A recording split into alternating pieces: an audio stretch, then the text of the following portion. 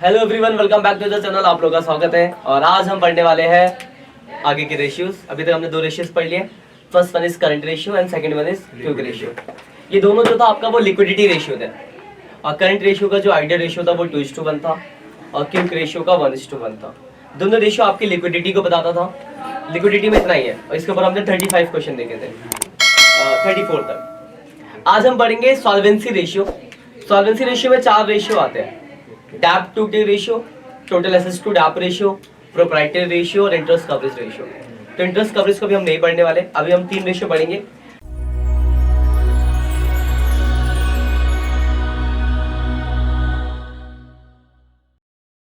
पहला हम पढ़ेंगे डेप्थ टू इक्विटी रेशियो।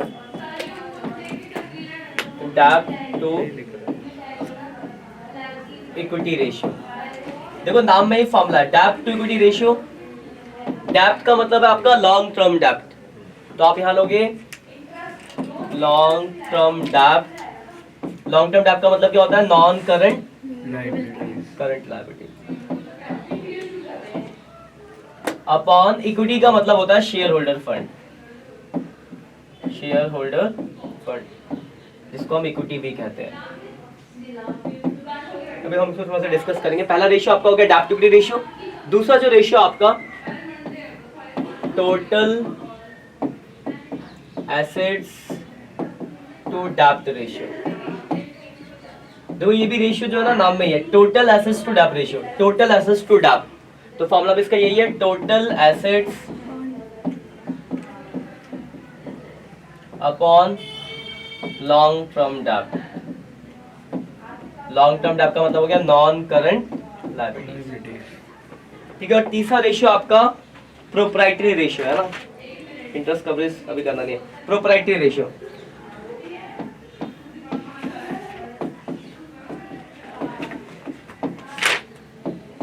इसका फॉर्मूला है share holder fund. Share holder fund का मतलब हो गया SHF, आगे शॉर्ट फॉर्म लिखूंगा मैं ना, अपॉन टोटल एसेट्स। तो एक जान लेते हैं इनों के बारे में। तो इससे पहले आपने जो पढ़ा था वो आपका लिक्विडिटी रेशियो था और जिनका आंसर जो निकलता था वो प्योर रेशियोज में निकलता था, मतलब 2:1, 1:2 जो वो था।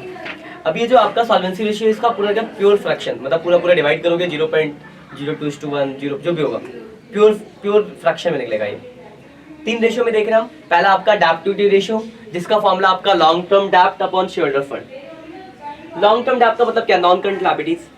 आपको दे रखे तो क्या क्या होती है? डिवेंचर्स होती है, बोरिंग्स होती है, लॉन्ग टर्म का बॉन्ड्स होता है, ये सब तो होता है। ये आपने चैप्टर फर्स्ट में पढ़ा है। वैसे क्या करेंगे आप? तो अगर मैं टोटल डेप्थ में से टोटल डेप्थ का मतलब क्या हो गया? टोटल लायबिलिटीज है ना। लॉन्ग टर्म डेप्थ की अगर मैं बात करूं तो लॉन्ग टर्म डेप्थ मतलब नॉन करंट लायबिलिटीज। तो अगर लायबिलिटीज मतलब टोटल डेप्थ में से मैं करंट लायबिलिटीज घटा दूं, current liabilities the short term depth, तो आपका क्या आ जाएगा? Non current liabilities. कोई दिक्कत? तो अगर मैं टोटल डेप्थ में से करंट लायबिलिटीज को माइनस कर देता हूं तो आपका नॉन करंट लायबिलिटीज आ जाएगी। पहली चीज क्लियर है। दूसरा क्या है? Share holder fund. Share holder fund आप अच्छे से जानते हो क्योंकि इसका फॉर्मूला इससे पहले भी आपने डिस्कस कर लिया। उसको मैं एक बार आपको और याद दिला दूं। अगर आपको याद हो बैलेंस शीट, तो बैलेंस शीट में जो पहली हेडिंग होती थी वो शेयर होल्डर फंड की होती थी। इक्विटी एंड लायबिलिटीज में पहले लिखते थे शेयर होल्डर फंड, जिसके अंदर आपका क्या आता था? तो आपका आता था शेयर कैपिटल, जिसमें इक्विटी और प्रेफरेंस शेयर्स आते थे। दूसरा आता था आपका रिजर्व एंड सरप्लस और तीसरा आता था money receive against share warrants. तो money receive against share warrant तो फालतू, आपके काम का है नहीं, मिलेगा नहीं। तो बचा क्या? दो ही चीज, share capital and reserve and surplus. तो अगर मैं शेयर होल्डर फंड की फॉर्मूले की बात करूं तो शेयर कैपिटल के अंदर कौन कौन से शेयर हो गए? Equity share capital, preference share capital, ये दोनों शेयर कैपिटल में हो गए। और रिजर्व एंड सरप्लस का मतलब होता है जो भी प्रॉफिट्स और रिजर्व है, मतलब रिजर्व एंड सरप्लस माइनस अगर कोई लॉस है मिसलेनियस एक्सपेंसेस। ठीक है। तो ये इसका सीधा सा फॉर्मूला है। दूसरे रेशियो की बात करें, टोटल एसेट्स आप जानते हो। टोटल एसेट्स का मतलब क्या है? या तो आपको एसेट साइड का पता चल जाए टोटल, या फिर लायबिलिटी साइड का। एसेट्स लायबिलिटीज क्या है? आपने पढ़ी है बैलेंस शीट की फॉर्मेट है, तो वर्टिकल में हॉरिजॉन्टल में बता रहा हूं कि आपको दिखने में आसानी लगे। लायबिलिटीज में क्या क्या होता है? Share holder fund, non current liabilities और करंट लायबिलिटीज। और एसेट्स में क्या होता है? नॉन करंट एसेट्स और इसके अंदर बहुत सारे सब हेड्स है, आपको याद होगा चैप्टर फर्स्ट। तो जरा ध्यान से देखो, या तो मुझे यहाँ का टोटल पता चल जाए, चाहे फिर मुझे यहाँ का टोटल पता चल जाए। बात तो एक ही है, टोटल एसेट्स बैलेंस शीट तो दोनों साइड बराबर ही होती है, तो चाहे आप एसेट साइड से निकाल लो चाहे फिर लायबिलिटी साइड से, तो डिपेंड करता है आपके क्वेश्चन में क्या इन्फॉर्मेशन दी गई है। ये दोनों मिला के आपको पता होगा कैपिटल एम्प्लॉयड होता है, ये भी मैंने आपको पहले डिस्कस कर रखा है कि अगर हम शेयर होल्डर फंड में नॉन करंट लायबिलिटीज को जोड़ दे तो कैपिटल एम्प्लॉयड हो जाएगा, तो और कैपिटल एम्प्लॉयड में अगर करंट लायबिलिटीज को जोड़ दे तो टोटल आ जाएगा, और एसेट्स में तो है। तो ये बैलेंस शीट याद रखना, जब आपको फॉर्मूले ना दिखे, मैंने पहले भी बताया आपको कि जब आपको कोई फॉर्मूला ना पता चले तो बैलेंस शीट को याद करना, यहाँ से फॉर्मूले निकल जाते हैं। दूसरा क्या, नॉन करंट लायबिलिटी आप जानते हो। फिर तीसरा आपका प्रोप्राइटरी रेशियो, जिसका फॉर्मूला होता है shareholder fund upon total assets. Shareholder fund आप जानते हो, टोटल एसेट्स भी आपको पता है। तो ये 3 रेशियोज आपको करने हैं। इसके ऊपर जो क्वेश्चन आपके हम कुछ अभी डिस्कस कर लेंगे, फिर घर पे करना, फिर अगली डाउट क्लास देख लेंगे जो बच जाता है। क्वेश्चन जो इसके स्टार्ट है आपके 35 से स्टार्ट है और 59 तक है, इतने क्वेश्चन इन तीनों रेशियो के ऊपर। तो मैं 2-4 आपको क्वेश्चन दिखा देता हूँ डायरेक्ट और कुछ यहाँ पे करा देता हूँ, फिर आप आराम से करना, जो डाउट्स होगा अगली क्लास में डिस्कस कर लेंगे। देखो जैसे अगर मैं 35 की बात करूँ, क्वेश्चन निकालो, क्योंकि देखो फॉर्मूले रहेंगे सामने तो याद रहेगा, हाँ ही करना है। देखो इसमें दिया टोटल एसेट्स दिया हुआ है, मैं तो लिख लेते क्या क्या दिया हुआ है। तो टोटल एसेट्स आपको दे रखा है कितना, 2,60,000। टोटल डैप दे रखा है आपको कितना दिया हुआ है, 1,80,000। करंट लायबिलिटीज दी हुई है 20,000, और आपको बोला डेब्ट टू इक्विटी रेशियो। ये देखो इतनी इन्फॉर्मेशन है, आपको निकालना क्या है, डेब्ट टू इक्विटी रेशियो। डेब्ट टू इक्विटी रेशियो का फॉर्मूला क्या होता है, तो डेब्ट टू इक्विटी रेशियो का फॉर्मूला है लॉन्ग टर्म डेब्ट अपॉन शेयर होल्डर, यही है ना। अगर ये 2 चीजें हमें पता चल जाए तो रेशियो निकल जाएगा। तो देखो मैं साइड में सब निकालता हूँ, अब जरा ध्यान से देखो, अगर मैं इस टोटल डेब्ट में से करंट लायबिलिटीज को घटा दूं तो आपका लॉन्ग टर्म डेब्ट निकल जाएगा, निकल जाएगा ना। तो लॉन्ग टर्म डेब्ट जो हो गया आपका, टोटल डेब्ट 1,80,000, फॉर्मूला लिखना आप, एक क्वेश्चन का फॉर्मूला लिखना, टोटल डेब्ट माइनस करंट। टोटल डेब्ट का मतलब क्या हो गया, non current liabilities plus current liabilities, यही तो है। तो अगर इसमें से मैं करंट वाले को घटा दूं तो आपका लॉन्ग टर्म डेब्ट आ गया, कोई दिक्कत। तो एक चीज तो आगे लॉन्ग टर्म डेब्ट 160, कोई डाउट है इसमें किसी को तो बताओ। दूसरा क्या चाहिए आपको, तो दूसरा चाहिए आपको शेयर होल्डर फंड, ये चाहिए। तो एक ध्यान देखो, ये दोनों मिला के क्या, ये टोटल डेब्ट है ना, और ये क्या है, टोटल एसेट्स। एसेट साइड और लायबिलिटी साइड बराबर होती है, तो जितना टोटल एसेट्स उतना ही टोटल लायबिलिटीज भी होगा। तो लायबिलिटी साइड में देखो क्या क्या हेडिंग है, shareholder fund, non current liabilities और करंट लायबिलिटीज, ये 3 हेडिंग है। और करंट लायबिलिटीज और नॉन करंट को मिला के क्या होता है, टोटल डेब्ट। तो अगर मैं टोटल एसेट्स में से टोटल डेब्ट घटा दूं तो शेयरहोल्डर फंड नहीं आ जाएगा, ठीक है। तो शेयरहोल्डर फंड का फॉर्मूला क्या हो गया यहाँ पे, टोटल एसेट्स माइनस टोटल डेब्ट। इसमें कोई डाउट है किसी को, अगर है तो बैलेंस शीट बना के दिखाओ, नहीं है तो बस टोटल एसेट्स आपका 260 और ये 180 है, 80,000 आ गया। Yes sir. बस तो इसे काट देंगे, 2:1 का रेशियो आ गया। ओके, क्लियर है पॉइंट। और देखते हैं 2 क्वेश्चन। देखो 36 देखो, ऐसे ही आप खुद देख लो, ऐसे हो जाएगा। देखो क्या क्या, देखो equity shares, general reserve, accumulated profit, इन तीनों को जोड़ोगे तो शेयरहोल्डर फंड आ जाएगा, क्योंकि और तो कुछ दिया नहीं है शेयरहोल्डर फंड से रिलेटेड। और लॉन्ग टर्म डेब्ट में देखो आपको डिवेंचर दिया हुआ है 130, फॉर्मूला लगाना आंसर, ठीक है। ठीक है। अगला वाला देखो 36 में भी देखो ऐसे ही, देखो equity shares, preference shares, general reserve और सरप्लस, इन चारों को जोड़ोगे तो शेयरहोल्डर फंड हो गया, क्योंकि इक्विटी प्रेफरेंस आ गया शेयर कैपिटल में और नीचे के दोनों जो है वो रिजर्व एंड सरप्लस में, चारों जुड़ गए शेयरहोल्डर फंड आ गया। और डेब्ट के नाम पे डिवेंचर दिया हुआ है, लॉन्ग टर्म डेब्ट, फॉर्मूला लगाना आंसर, कोई दिक्कत, ठीक है। आगे देखो अगला वाला भी देखो ऐसे ही। एक बात ध्यान समझना, अगर आपको ध्यान समझना इस क्वेश्चन को 39 के लिए थोड़ा फिर मैं 38 कराता हूं आपको। 39 के लिए एक चीज ध्यान समझना बात को, आपको रिजर्व एंड सरप्लस दिया हुआ है, रिजर्व एंड सरप्लस, और अलग से आपको जनरल रिजर्व भी दिया हुआ है। तो क्या आप इस जनरल रिजर्व को लोगे, दोबारा काउंट करोगे?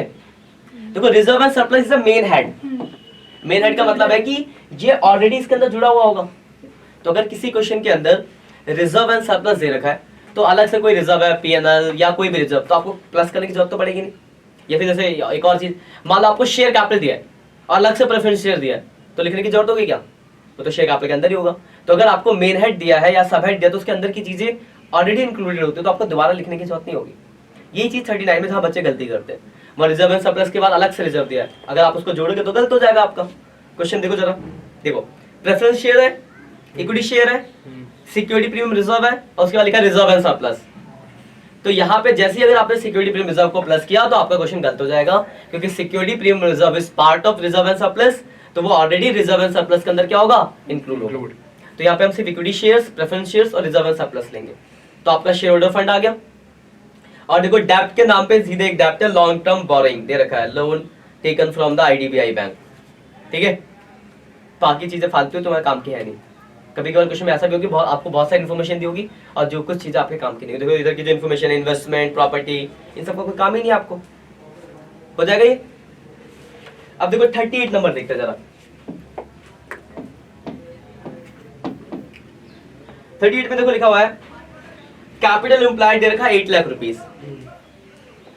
कैपिटल एम्प्लॉयड कितना दे रखा है, 8 लाख। पहले लिख लेते हैं फॉर्मूला। कैपिटल एम्प्लॉयड आपका 8 लाख, और क्या दिया हुआ है आपको, शेयर होल्डर फंड। देखो बहुत ही छोटा सा क्वेश्चन है, फॉर्मूला याद हो तो आप एकदम से चुटकियों में कर सकते हो। आपको डेब्ट टू इक्विटी रेशियो निकालना है, डेब्ट टू इक्विटी रेशियो। फॉर्मूला क्या होता है इसका, लॉन्ग टर्म डेब्ट अपॉन, यही है। तो देखो शेयर होल्डर फंड तो है मेरे पास, बस क्या नहीं दे रखा हमें, लॉन्ग टर्म डेब्ट। तो एक बात अगर आप ध्यान से देखो, बता सकते हो लॉन्ग टर्म डेब्ट कैसे निकलेगा? देखो लगाओ दिमाग। शेयर फंड तो दे ही रखा आपको, दूसरा क्या चाहिए, लॉन्ग टर्म डेब्ट चाहिए, तो कैसे निकलेगा बताओ? नहीं समझ आ रहा? कैपिटल एम्प्लॉयड क्या होता है, कैपिटल एम्प्लॉयड क्या होता है, आपको याद हो बैलेंस शीट, तो share holder fund plus non current liability, ये क्या होता है आपका, ये होता है ना कैपिटल एम्प्लॉयड। तो अगर मैं इस कैपिटल एम्प्लॉयड में से ये घटा दूं, non current share holder fund, तो क्या निकल जाएगा, मतलब मैं बोल नहीं सकता कि अगर मुझे नॉन करंट लायबिलिटीज चाहिए तो मैं अगर कैपिटल एम्प्लॉयड में से शेयर होल्डर फंड घटा दूं, क्योंकि share holder fund plus non current liabilities होता है आपका कैपिटल एम्प्लॉयड। तो अगर मैं शेयर होल्डर फंड में से मतलब कैपिटल एम्प्लॉयड से शेयर होल्डर फंड घटा देता हूं तो नॉन करंट लायबिलिटीज आ जाएगी, कोई दिक्कत? बस हो गया 8 लाख। तो बस आपको जितने भी फॉर्मूले आपको आंखें खोल के सारे फॉर्मूले याद रखने चाहिए कि कहाँ किसकी जरूरत पड़ जाएगा, पता नहीं है। चला आ गया। और ये कैसे होगा, तो आपको प्रैक्टिस जब आप क्वेश्चन करोगे तो आपको फॉर्मूले याद हो जाएंगे, और नहीं करोगे तो फिर तो कोई दिक्कत ही नहीं है, कुछ नहीं हो सकता फिर। ठीक है, इसके बाद देखो एक और क्वेश्चन देखते हैं। क्वेश्चन नंबर देखो 40। अच्छा क्वेश्चन, इसमें फंस सकते हो आप। इन्फॉर्मेशन में लिख देता हूं, देखो क्या क्या दिया है। पहले लिखा प्रॉपर्टी प्लांट दिया हुआ है, प्रॉपर्टी प्लांट दिया हुआ है आपको, और ग्रॉस पे दिया हुआ है। कितने का दिया प्रॉपर्टी प्लांट, 8 लाख 40। काफी अच्छा क्वेश्चन, ध्यान से देखना इसको जरा। और इसमें एक्यूमुलेटेड डेप्रिसिएशन भी दिया हुआ है, यस सर, 1,40,000 का। इसके अलावा आपको क्या दिया हुआ है, आपको नॉन करंट इन्वेस्टमेंट भी दिया हुआ है, नॉन करंट इन्वेस्टमेंट, ठीक है, इसकी फुल फॉर्म है नॉन करंट इन्वेस्टमेंट। फिर आपको लॉन्ग टर्म लोन्स एडवांस दिया, long terms loans and advance. आपको याद होगा तो ये एसेट साइड की एक हेडिंग है, लॉन्ग टर्म लोन्स एडवांस, है ना? एसेट्स बता ना, long term loans advance, short term, तो ये एसेट्स ही है ये भी, यस सर। उसके बाद आपको करंट एसेट्स दिया हुआ है 3,50,000। उसके बाद आपको करंट लायबिलिटीज दी हुई है 2,80,000। उसके बाद आपको 10% लॉन्ग टर्म बोरिंग दिया है, लॉन्ग टर्म बोरिंग कितना है, 4,20। और लॉन्ग टर्म प्रोविजन दिया हुआ है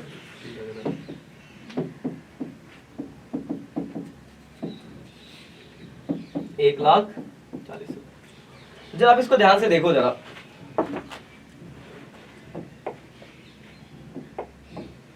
आपको क्या निकालना, आपको चाहिए डेप्थ टू इक्विटी रेशियो ना, डेप्थ टू इक्विटी रेशियो निकालना है, डेप्थ टू इक्विटी रेशियो, जिसका फॉर्मूला होता है long term depth upon share holder fund.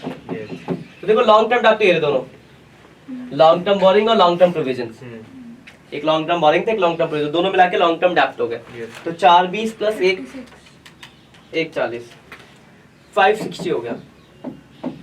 परेशानी है कि शेयर होल्डर फंड कैसे निकलेगा, क्योंकि शेयर होल्डर फंड का तो कुछ दूर दूर तक नहीं दिया। लेकिन एक बात बताओ, हमने एक फॉर्मूला पढ़ा है, अगर मैं टोटल एसेट्स में से टोटल डेप्थ घटा दूं तो शेयर होल्डर फंड आ जाएगा। कैसे? तो अगर आ दो आपको बैलेंस शीट, इधर इधर का हो गया टोटल एसेट्स, इधर भी उतना ही होता है, इधर की साइड होता है share holder fund, non current liabilities और करंट लायबिलिटीज, ये इसको बोलते हैं टोटल डेप्थ। तो अगर मैं टोटल एसेट्स में से टोटल डेप्थ घटाऊं तो शेयर होल्डर फंड आ जाएगा। पर देखो टोटल डेप्थ तो ये रहा, अगर हमें निकालना हो तो टोटल डेप्थ तो ये रहा, ये टोटल डेप्थ है, ये लॉन्ग टर्म डेप्थ, ये short term depth, total depth हो गया। टोटल एसेट्स क्या है? तो देखो ये यहां से लेकर यहां तक तो दिख रहा है, सब एसेट्स ही तो है, और ये इसमें से इस एसेट्स के साथ देखो इसकी ग्रॉस के साथ साथ डेप्रिसिएशन, डेप्रिसिएशन का मतलब माइनस करना होता है आपको। तो कभी किसी एसेट्स पे डेप्रिसिएशन दिया गया होगा एक्युमुलेटेड, तो माइनस करके आप नेट वैल्यू लोगे, यानी जो आपका प्रॉपर्टी प्लांट होगा वो कितने का होगा? 7 लाख का। तो 7 लाख प्लस ये प्लस ये प्लस ये टोटल एसेट्स हो जाएगा, कितना होगा देख लेते हैं। समझ गए, ये डेप्रिसिएशन तो क्या माइनस आपका, तो 7 लाख ही हो गया आपका, प्लस 14,000 ये भी एसेट्स है, ये 56 ये भी एसेट्स, आप फॉर्मूला लगाओगे इन सबका, तो एसेट्स हो गया तुम्हारा 11,20,000।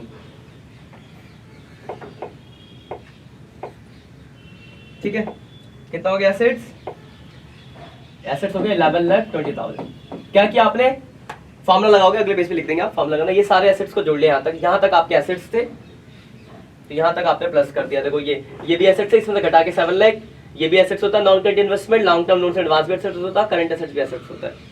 तो इन सबको जोड़ा आपने तो 11,20,000 आया, और ये तीनों मिला के टोटल डेप्थ है, तो इनको भी जोड़ लेते हैं, 280, 420 और 140, तो टोटल डेप्थ आया आपका 1,840।